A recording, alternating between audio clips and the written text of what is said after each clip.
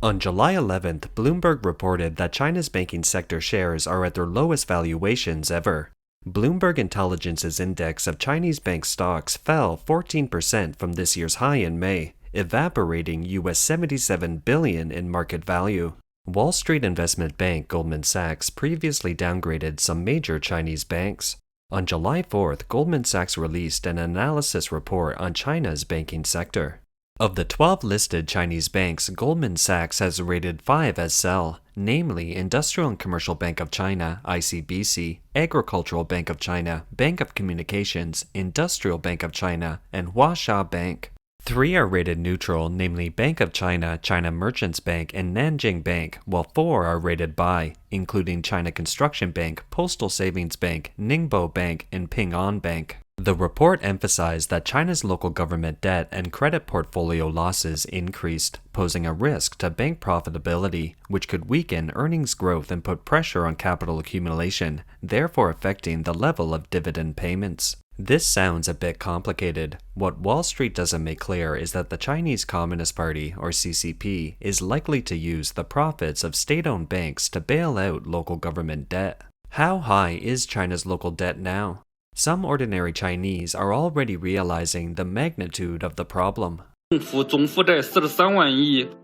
year, the total aggregate debt of local governments across the country amounted to 43 trillion yuan. In particular, the Guizhou provincial government directly begged for help.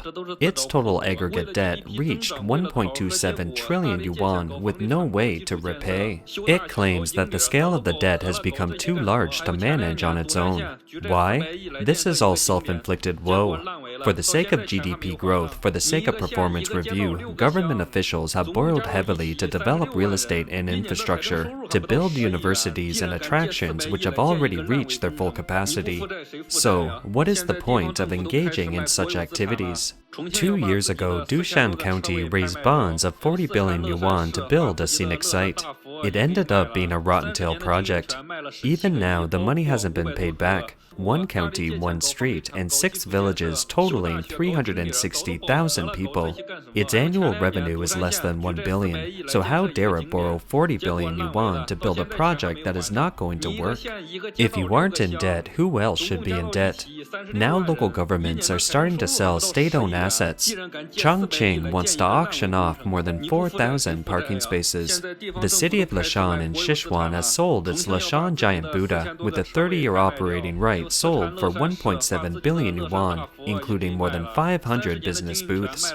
I wonder if the Buddha would be angry knowing that the Tang Dynasty Buddha was sold for the sake of generating fiscal revenue. Goldman Sachs estimates that the total debt of China's local governments is about 23 trillion US dollars, a figure that includes hidden debts of thousands of financing companies set up by provinces and cities. S&P Global statistics show that the outstanding debt exceeded its total revenue by 120% in 2022, resulting in 2/3 of China's local governments potentially exceeding the debt threshold set by the central government, and 1/3 of them being unable to make even interest payments. Based on the survey results of 53 economists and financial institution strategists, Bloomberg pointed out that in addition to visible debt such as general obligation debt and specialized bonds, the hidden debt of China's local government financing vehicles, LGFVs, will become the biggest financial risk in Asia this year. So how did China's local governments amass such huge debts? There are several reasons why. First, China implemented a tax system in 1994 in which the central government and local government split tax revenues proportionally, with the central government taking 55% and local governments 45%. Local finances have more expenditure responsibilities than the central government, and the proportion of expenditure is high, so it is more difficult for local finances to balance the books. But the actual enormous debt began in 2008 when the US financial crisis spread to the world. The Chinese government invested 5 trillion yuan in 2009 to rescue the market and wildly engaged in infrastructure to stimulate the economy. The central government only put out a small portion of the amount, and the local government began to raise a large amount of capital through the urban investment platform, which led to the accumulation of a huge amount of local debt. Goldman Sachs estimated in April 2023 that from 2008 to 2022, local government debt had soared 11.14 times in 14 years. Second, the efficiency of local financial projects is low, and there was a lot of corruption among officials. Look, this is Shanchu City in Henan Province. Officials have invested more than 170 billion yuan, or US 238 billion, to build highways, airports, and so on. It looks beautiful, doesn't it? But you barely see people. It's because the capital chain is broken, and they have already become rotten-tailed or uncompleted projects. That's why you don't see anybody or a single car on the highways or an airplane at the airport. According to data from China's Ministry of Agriculture, as of June 30th, 2019, the nation's rural governments had a total debt of 900 billion yuan, or US 126 billion, mostly incurred by village leaders in the name of carrying out construction projects for village revitalization. But how much of this debt has actually been spent on construction? It has been reported that a single village official in a suburb of Beijing has embezzled 81 million US dollars in 8 years. Then it was 3 years of dynamic COVID-0 where local governments had to borrow to survive. According to the annual budget report of China's local governments, 31 provinces and municipalities in China spent more than 352 billion yuan, or 49.3 billion US dollars, on epidemic prevention and control in 2022. Plus 4.2 trillion yuan, or 590 billion US dollars, on tax cuts, tax refunds, tax deferrals, and fee reductions. Fee deferrals implemented to stimulate the economy. The local government's revenue was greatly reduced, and it was difficult to balance its budget. The local government could only rely on borrowing to survive. To put it bluntly, the 3-year COVID-0 was to clear out the national treasury. So how do local governments resolve their debt crises? Move number 1, and the biggest, is to rely on the central government to bail them out. In January of this year, the official website of China's Ministry of Finance made it clear that regarding local government debt, we must adhere to the principle that the central government doesn't bail out. Basically, each family should take care of their own kids. However, in the following months, several provinces such as Guizhou, Shandong, and Yunnan have reported cases where local governments have failed to honor their debt obligations. In 2023, the Guizhou government's public admission of its inability to service its debts sparked widespread concern. It's only the tip of the iceberg, and Guizhou's debt problems reveal the deep hole of local debt in China. The fact that Guizhou is publicly lying flat, demanding help from the central government to clean up the mess, shows that China's local finances are barely hanging on. We did an episode on Guizhou province on this matter. Interested viewers can check out the link in the description box below. Following Guizhou's reporting of its financial crisis and openly seeking help from the central government, many counties and cities in Yunnan province have also been vocal about their financial distress. The debt ratio in some jurisdictions has reached as high as 991.01%. In May 2023, the Finance Bureau of Wuhan City, Hebei Province, unprecedentedly posted a public call for debts to 259 enterprises and institutions in a newspaper, demanding those who owe debts to make repayments. The names of the 259 debtor institutions, as well as the outstanding debts as of the end of 2018, were itemized in detail. Among them, there were several local state-owned enterprises as well as the district finance bureaus under the jurisdiction of the city of Wuhan. If the central government insists on the principle of each family should take care of their own kids, it will probably paralyze half of China's local governments and could even trigger massive social unrest. Against this backdrop, it's easy to understand why the central government, worried about social unrest, would resort to using bank profits to bail out local debts. Recently, people familiar with the matter told Bloomberg that banks including the ICBC and China Construction Bank have begun to offer loans of 25-year terms to creditworthy and qualified local government financing platforms, as opposed to the current 10-year loans for most enterprises. Some of the loans waive any interest or principal payments for the first 4 years, though interest would accrue later. Forcing commercial banks to lend to local governments is in fact giving the money to local governments to use. Not repaying interest for the first 4 years is like transferring the bank's profits to rescue the local finances. It may be fatal to the banks or suicidal to the macroeconomy. Local governments are in too big a financial hole. When banks commit their money to local governments, they wouldn't be able to lend to enterprises.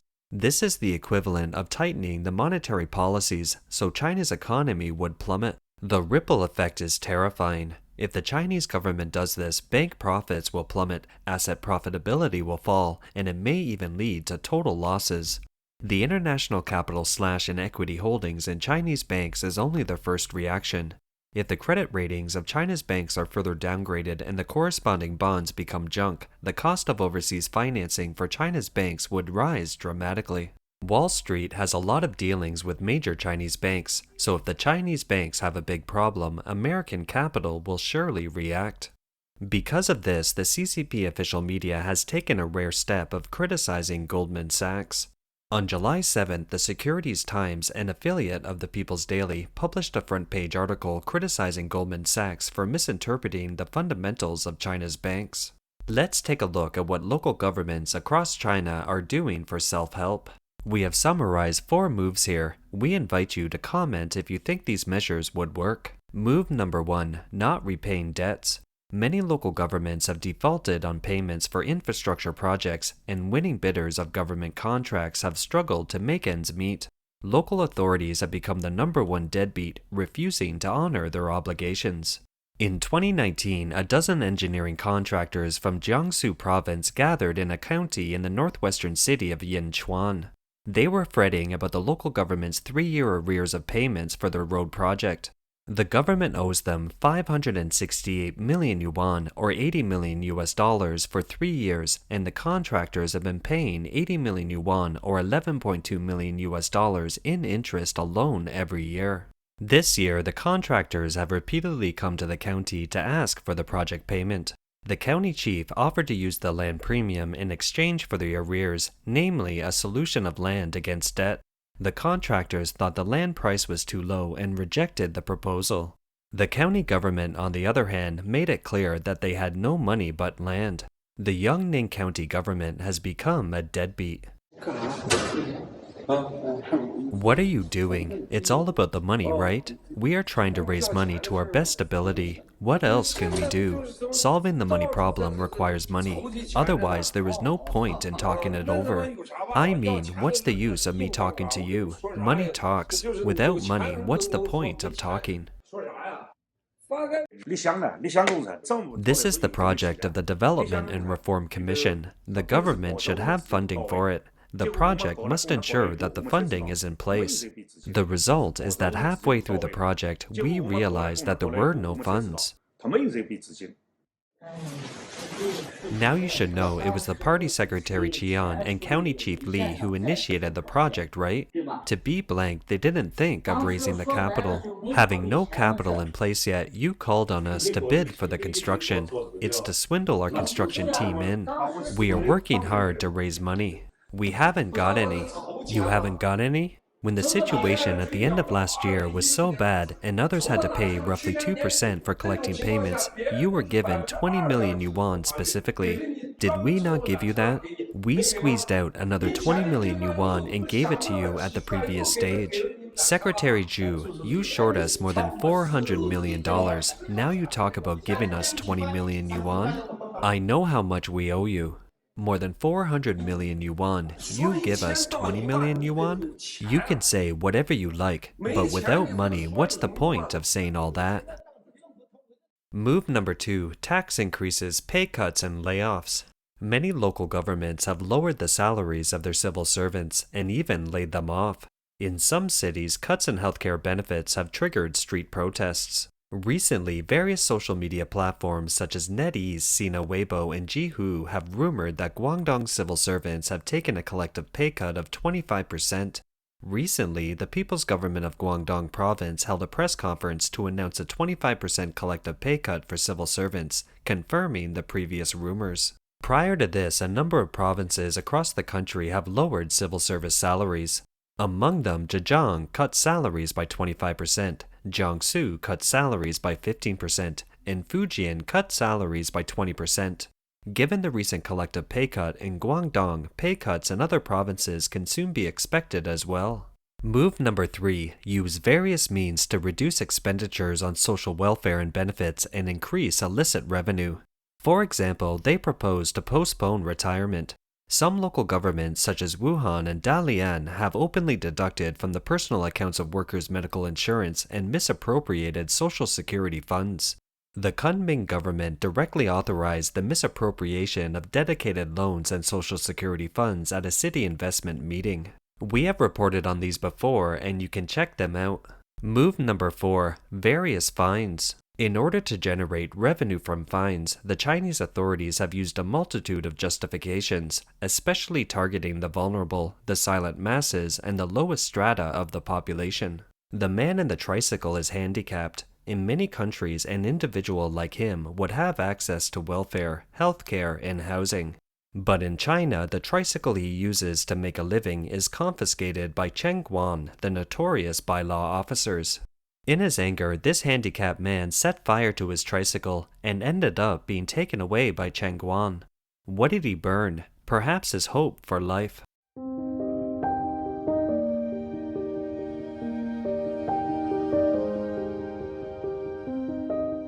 Vegetable sellers are at the bottom of society. They make a profit of only a few dollars, but some of them are penalized with fines of more than 100,000 yuan. In June 2023, a tricycle vegetable vendor bought a batch of ginger, spinach, and peppers for sale from a wholesale market. The produce was sampled and tested by the administrative authorities for pesticide residues. They turned out to have exceeded the standard.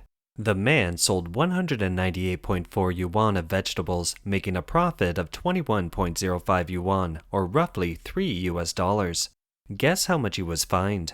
110,000 yuan, or over US 15.3 thousand. Obviously, the vegetable vendor just can't afford it, but the Market Surveillance Bureau wouldn't budge. When both parties failed to reach an agreement, the Market Surveillance Bureau filed a lawsuit with the court, trying to enforce the fine.